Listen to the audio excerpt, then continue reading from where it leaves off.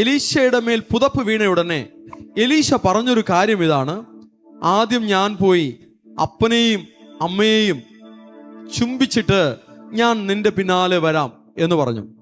അവിടെ സൂചിപ്പിക്കുന്ന ഒരു കാര്യം ഇതാണ്: താൻ നല്ലൊരു കുടുംബജീവിതമുള്ളൊരു മകനാണ്, അപ്പനോടും അമ്മയോടും ബഹുമാനമുള്ളവനാണ്. തുറന്ന സ്വർഗത്തിന്റെ അനുഭവത്തെ നിലനിർത്തണമെങ്കിൽ വളർന്നു വരുന്ന കുഞ്ഞുമക്കൾ ശ്രദ്ധിക്കുക, നിങ്ങളുടെ മാതാപിതാക്കളോട്, നിങ്ങൾക്ക് ബയോളജിക്കലായി ശാരീരികമായി നിങ്ങളെ ജനിപ്പിച്ച അമ്മയപ്പന്മാരോട് ഉള്ള സ്നേഹവും ബഹുമാനവും അവരോടുള്ള ആദരവും കുറച്ചു കളയരുത്. ആമേൻ.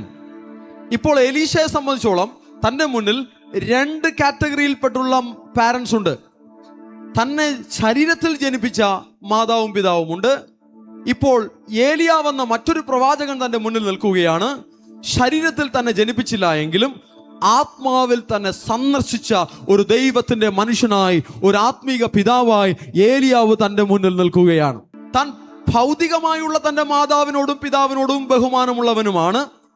എന്നാൽ തനിക്കൊരു ആത്മീക പിതാവിനെ കിട്ടിയപ്പോൾ ആത്മാവിൽ തന്നെ നയിക്കുവാൻ, ആത്മാവിൽ തന്നെ തൊടുവാൻ, ദൈവത്തിന്റെ വഴികളെ പറഞ്ഞു കൊടുക്കുവാൻ, ദൈവത്തിന്റെ വെളിച്ചത്തെ കാണിച്ചു കൊടുക്കുവാൻ, ദൈവത്തിന്റെ മഹത്വത്തെ കാണിച്ചു കൊടുക്കുവാൻ ഒരു പിതാവിനെ കിട്ടിയപ്പോൾ എലീശ തനിക്കുള്ള ബയോളജിക്കൽ പാരൻസിനെക്കാളും, ശാരീരികമായി തൻ്റെ മാതാപിതാക്കളെക്കാളും ആത്മീകമായി തനിക്ക് ലഭിച്ച പിതാവിനോട് താൻ ചേർന്ന് നിൽക്കുവാൻ അധികം പ്രാധാന്യം കൊടുത്തു.